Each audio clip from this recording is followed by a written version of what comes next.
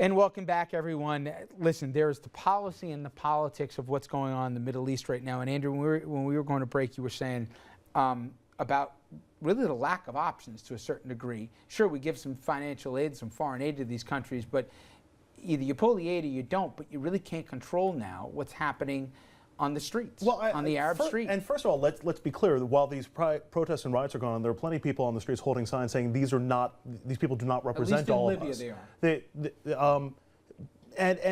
They are a minority in Libya.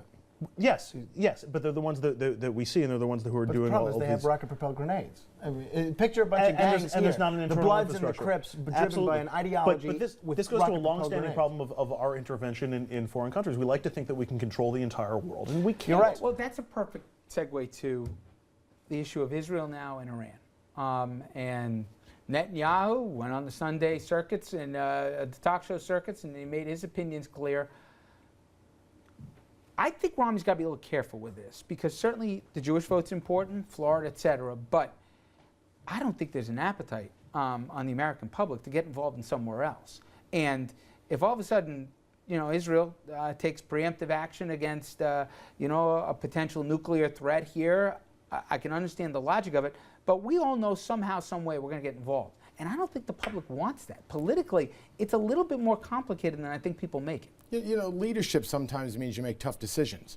We're not supposed to be taking a poll every time we decide where our next move is across the world. I mean, the bottom line is that Iran, who is not a friend of ours, not a friend of a good friend of ours being Israel, wants to annihilate a good friend of ours. Under no circumstances should we allow that to happen.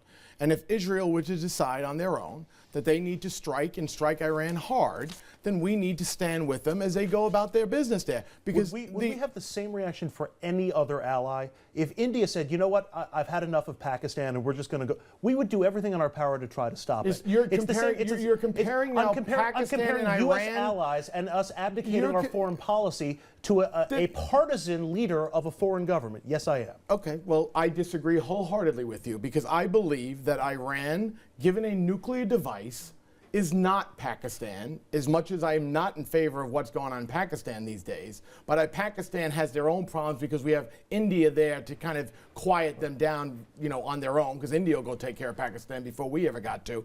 The point is that I don't know how you sit there and just allow, Iran developing a nuclear weapon is fine and dandy. I'm not saying I want Iran to develop a nuclear weapon. So what has this president done to change that? I'm saying he's applied stiffer sanctions. He has? He's trying to get... He absolutely How is that working out? We already know the CIA. How is that working out? Time out. We already know the CIA with cyber terrorism has already taken out some of the centrifuges and stuff. That's been Israel. Also, that's been Israel. Some of our firms. Fine. When you say that we should stand with Israel if they do whatever they're going to do, what does that entail? What does that mean? Does that mean sending in troops if Israel sends in troops? What does that mean, stand with them? I don't think that you're going to see troops in Iran. Right.